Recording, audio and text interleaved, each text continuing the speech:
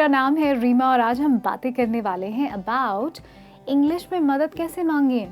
अक्सर ऐसा होता है कि हमें डेली लाइफ में मदद की ज़रूरत पड़ती है, पर अगर आप नई जगह पर हैं या कुछ ऐसे लोगों के साथ हैं जिनको सिर्फ इंग्लिश ही आती है, तो आप मदद कैसे मांगेंगे और वो भी इंग्लिश में। चलिए मैं सिखाती हूँ कुछ तरीके इंग्लिश में मदद मांगने के। इतना मुश्किल नहीं है, काफ़ी आसान है। मैंने आपके लिए कुछ सिंपल सेंटेंसेस रेडी रखे हैं जिनको यूज़ करके आप भी इंग्लिश में मदद मांगना सीख जाएंगे। अब इमेजिन कीजिए कि आप नई जगह पहुँचे हैं। लाइक फॉर एग्जांपल आपकी जो फ़्लाइट है वो लैंड हुई है और आप नई जगह के एयरपोर्ट पर पहुँचे हैं और फ्रेश होना चाहते हैं। तो सबसे पहले फ्रेश होने के लिए आपका सवाल कुछ ऐसा होगा, राइट? आपको वॉशरूम चाहिए होगी, तो आप वॉशरूम के बारे में अगर सवाल पूछना चाहते हैं, किसी की मदद मांगना चाहते हैं, तो आप कहेंगे वॉशरूम ढूंढने में मदद कर सकते हैं मेरी? Could you please help me out? I'm looking for the washroom. Right? Simple है। या फिर आप कह सकते हैं क्या आप मुझे वॉशरूम का रास्ता बता सकते हैं? Could you please guide me to the washroom? ऐसा भी हो सकता है कि आपको पूछना है कि वॉशरूम है कहाँ, आप अपने आप जाना चाहते हैं, तो आप कहेंगे Can you please tell me where the washroom is? और याद कीजिए कि हम जब भी मदद मांगते हैं हम काफ़ी पोलाइटली मदद मांगते हैं, इसलिए आपको प्लीज़ का उपयोग करना ज़रूरी है। अगर आपको लगेज बेल्ट से आपका लगेज पिकअप करना है, ओके, और उसके लिए मदद चाहिए क्योंकि आपको लगेज बेल्ट का जो नंबर है वो पता ही नहीं है, तो आप कह सकते हैं लगेज पिकअप के लिए कौन सा बेल्ट है? Can you please tell me from which belt do I have to pick up the luggage? या फिर आप कह सकते हैं सही लगेज बेल्ट ढूंढने में मदद कर सकते हैं? Can you please help me in finding the right luggage belt? या फिर आप नंबर पूछ सकते हैं, लगेज बेल्ट का नंबर कौन सा है? Please help me out with the luggage belt number. ये बहुत इंपॉर्टेंट क्वेश्चंस हो सकते हैं अगर आप अकेले ट्रैवल कर रहे हैं। ऐसा भी हो सकता है कि कभी कभी हमें अपना जो लगेज बहुत हैवी लगता है और हम बेल्ट से उसे उठा नहीं पाते, तो कभी कभी उसके लिए भी मदद की ज़रूरत पड़ती है, तो आप कहेंगे क्या आप मेरी बैग उठाने में मदद कर सकते हैं? Can you please help me out with my bag? या फिर आप कह सकते हैं मुझे बैग उठाने में मदद की ज़रूरत है, क्या आप मेरी मदद करेंगे? I need help in lifting my bag, will you please help me? या फिर आप ये भी कह सकते हैं I need some assistance in lifting my bag, can you please help me? Assistance और हेल्प और मदद, ये सारे जो शब्द हैं वो एक ही मीनिंग के हैं। आप किसी को तकलीफ़ दे रहे हैं अपनी बैग उनसे उठवा कर, तो आप ये भी कह सकते हैं कि अगर आपको ज़्यादा तकलीफ़ ना हो, क्या आप मेरी बैग उठाने में मेरी मदद कर सकते हैं? If it's not too much trouble यानी कि तकलीफ़, can you please help me out with picking up my bag? ऐसा भी होता है कि नए शहरों में जब हम जाते हैं तो पता पूछने में हमें मदद की ज़रूरत पड़ सकती है। हमारे पास पता लिखा तो होता है लेकिन वहाँ तक का रास्ता नहीं जानते हैं, कैसे जाना है, पब्लिक ट्रांसपोर्ट कैसे यूज़ करना है, इन सब चीज़ों में अक्सर मदद की ज़रूरत पड़ती है।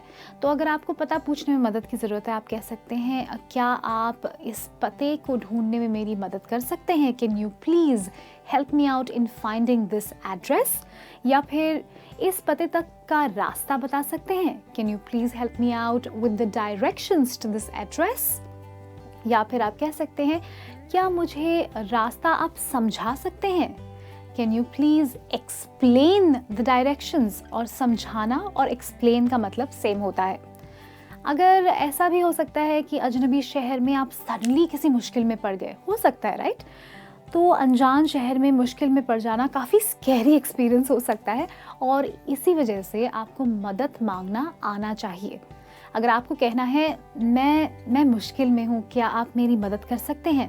तो आप कह सकते हैं I am in a spot, can you please help me? या फिर आप कह सकते हैं I have a problem, can you please help मी? एक और तरीका है, आप कह सकते हैं I am in trouble, can you please help मी? अगर आप किसी पॉइंट पे अटक गए हैं तो आप कह सकते हैं आई एम स्टक, यानी कि मैं अटक गई हूँ, कैन यू प्लीज़ हेल्प मी? अगर आप चाहते हैं कि कोई आपके लिए छोटा सा काम कर दे, छोटा सा एहसान कर दे आप पे, तो आप कह सकते हैं, क्या आप मेरे लिए एक छोटा सा काम कर सकते हैं? Can you please do me a small favour? या फिर आप उनसे पूछ सकते हैं कि आपको एतराज़ ना हो तो क्या आप मेरे लिए छोटा सा काम कर सकते हैं? Would you mind doing me a small favour? या फिर आप उनसे पूछ सकते हैं कि अगर आपको तकलीफ़ ना हो तो आप मेरे लिए छोटा सा काम कर सकते हैं? If it's not too much trouble, trouble का मतलब होता है तकलीफ़, if it's not too much trouble for you, can you please do me a small favour? ऐसा भी हो सकता है कि आपको जिनसे मदद चाहिए उनके पास वक्त ना हो, तो आप कह सकते हैं, अगर आपके पास थोड़ा सा वक्त है तो क्या आप मेरी मदद कर सकते हैं? Would you have a little time to please help me out? या फिर कुछ लोगों को मदद करने में एतराज़ भी हो सकता है, तो आप उनसे पूछ सकते हैं, अगर आपको एतराज़ ना हो तो क्या आप मेरी मदद कर सकते हैं? If you don't mind, can you please help me out with something? ऐसा भी हो सकता है कि लोगों को आपकी मदद तो करनी है लेकिन वो भी बहुत जल्दी में है, तो आप कह सकते हैं, अगर आप बहुत ज़्यादा जल्दी में नहीं हैं तो क्या मेरी मदद कर सकते हैं?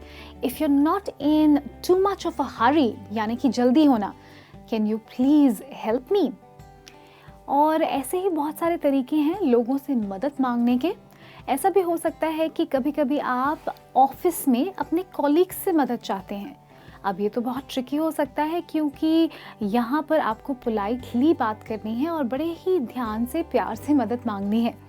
तो आप एक्स्ट्रा पोलाइट होकर कह सकते हैं, कृपया मेरी मदद करें, या फिर प्लीज़ हेल्प मी आउट, या फिर एक और तरीका, I request you to help me out. Office में जब कोलीग से मदद मांग रहे हैं, वो भी काम के लिए, तो आपको उनको थोड़ा बहुत रिस्पेक्ट करना, उनका जो तजुर्बा है, एक्सपीरियंस है, उनको मद्देनज़र रखते हुए मदद मांगनी है। तो आप ये भी कह सकते हैं, मैंने सुना है कि आप अपने काम में बहुत माहिर हैं, क्या आप कृपया मेरी मदद कर सकते हैं?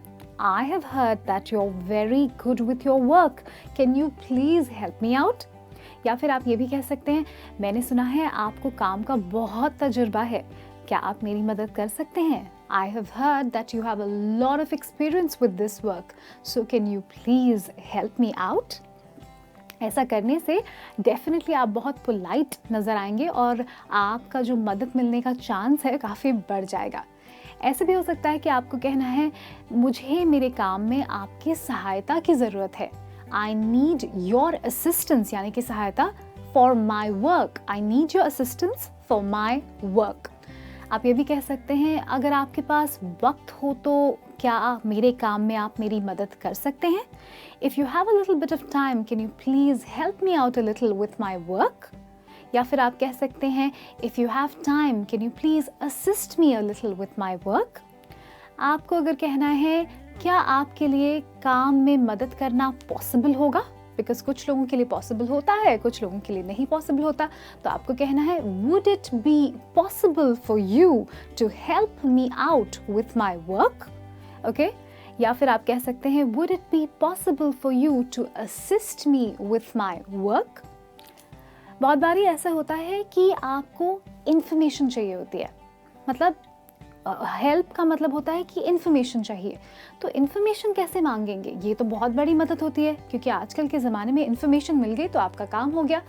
तो आप कह सकते हैं, अगर आपको एतराज़ ना हो तो मुझे थोड़ी इन्फॉर्मेशन दे सकते हैं?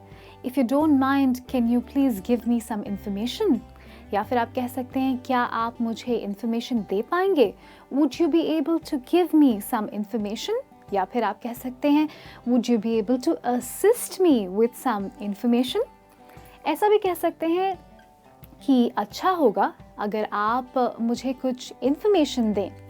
It would be great if you could give me some information.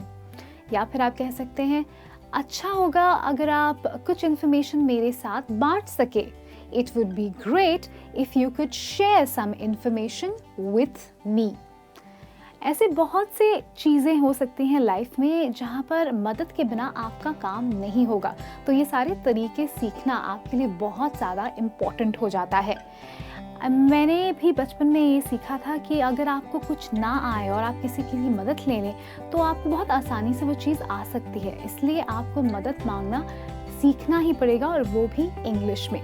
अब इतने सारे सेंटेंसेस जो हैं मैंने आपको बता दिए हैं। आई रियली होप कि आप थोड़ा बहुत तो सीख ही गए हैं कि मदद कैसे मांगी जाए। तो इसी तरह कॉन्फिडेंटली आप लोगों से इंग्लिश में मदद मांग सकते हैं। प्रैक्टिस करते रहिए and I am sure you will get really good at it. I really hope कि आपको ये वीडियो पसंद आया हो, और अगर पसंद आया है तो ज़रूर हमारे वीडियो को लाइक कीजिए, हमारे चैनल को सब्सक्राइब कीजिए। This is me Reema Singh, bye bye and take care. और बहुत जल्द मैं लौटूंगी आपको और मदद करने और हेल्प करने इन स्पीकिंग इंग्लिश।